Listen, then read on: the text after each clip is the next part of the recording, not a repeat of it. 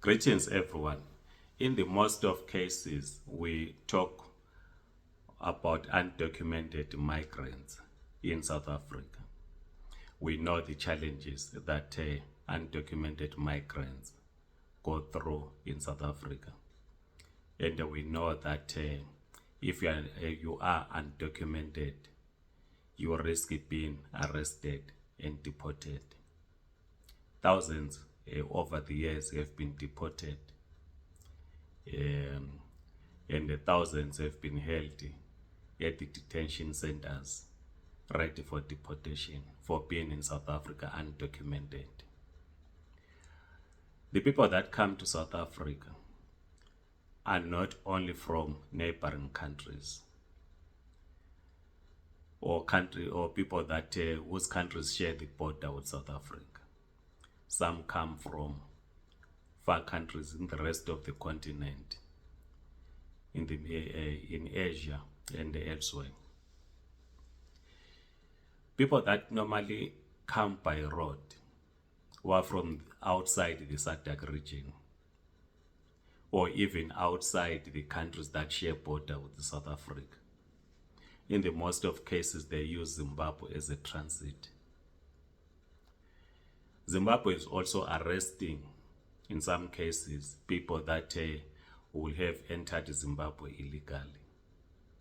Some might be caught while trying to get to South Africa, while others would want to be in Zimbabwe for various reasons.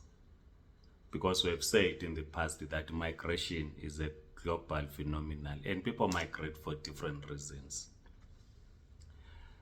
Media reports say that about 66 undocumented migrants are in Zimbabwean prison. According to Honorable Jesse Majome, who is the chairperson of the Zimbabwe Human Rights Commission, says when the commission she needs visited some prisons, they came across 66 undocumented migrants in Zimbabwe. Zimbabwe does not have facilities or centers where undocumented migrants are kept. They are mixed in prisons with the awaiting trial prisoners. And in the interview that she was doing, the chairperson, Jesse Majome, was saying that her commission is working with government around this issue so that those that are detained for being in the country illegal are not placed in prison because they have not committed or they are not awaiting trial. Yes, they might have violated the immigration laws of the country, but normally they stay for about 14 days, then released or deported back to their countries of origin. So she was giving a breakdown of the number of the 66, a breakdown of the 66 in terms of their nationalities. As I've said, that Zimbabwe in most cases becomes a transit to those that want to get to South Africa. And of course, others want to stay in Zimbabwe. So of the 66 that she spoke about, 16 are from Burundi, 12 from Ethiopia, 8 from Malawi, 7 from South Africa, 1 from Libya, 1 from Mozambique, 1 from China, 1 from Pakistan, 1 from Taiwan, 1 from France, 1 from the United Kingdom, 1 from Cape Verde. So that makes 66.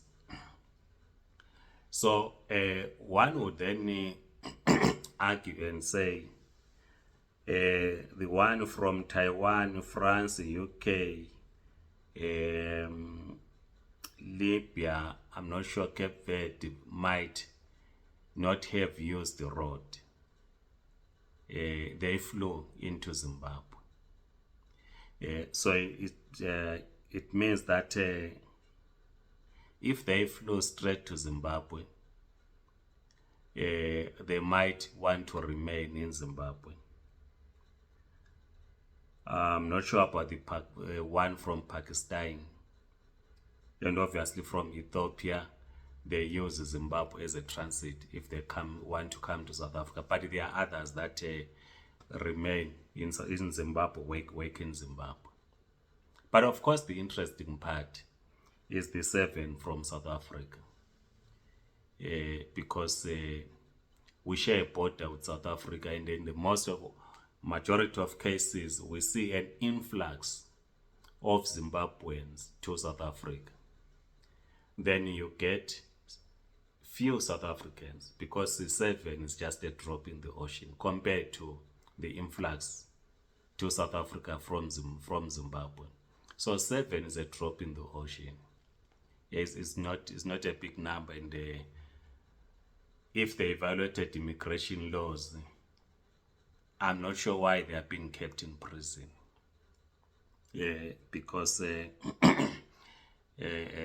while of course these 7 South Africans would have gone for different reasons which we cannot speculate, but the trend is that people leave Zimbabwe to South Africa, and it is in the very few of cases like this one where South Africans would enter Zimbabwe undocumented.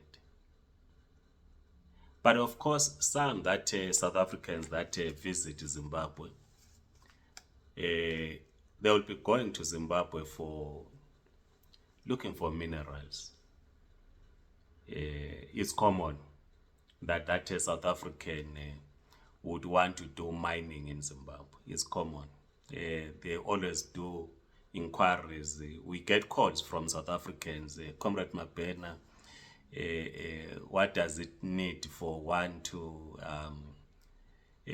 do business in Zimbabwe, or go buy minerals in Zimbabwe, and so forth and so forth. So possibly this might have been the reason for the 7, because it is not like you'll have South Africans who want to go and work in Zimbabwe because there are no jobs. That's why you have an influx of Zimbabweans to South Africa.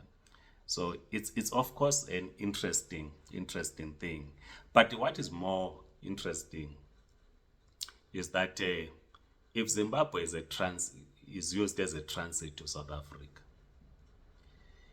so the question of border management by the South African government, which always speaks about protecting the South African borders, if many people are traveling from their countries through Zimbabwe, it means that even though South Africa might try to deal with these borders, it's going to be a challenge, because you still have people that will be lingering around the border who are actually coming, not Zimbabweans, but from other countries who are using Zimbabwe as a transit. So it therefore means that there must be a discussion around the whole question of migration, not only from the South African point of view, but from a SADC or an African point of view. Because as I said, that migration is a global phenomenon. How do you address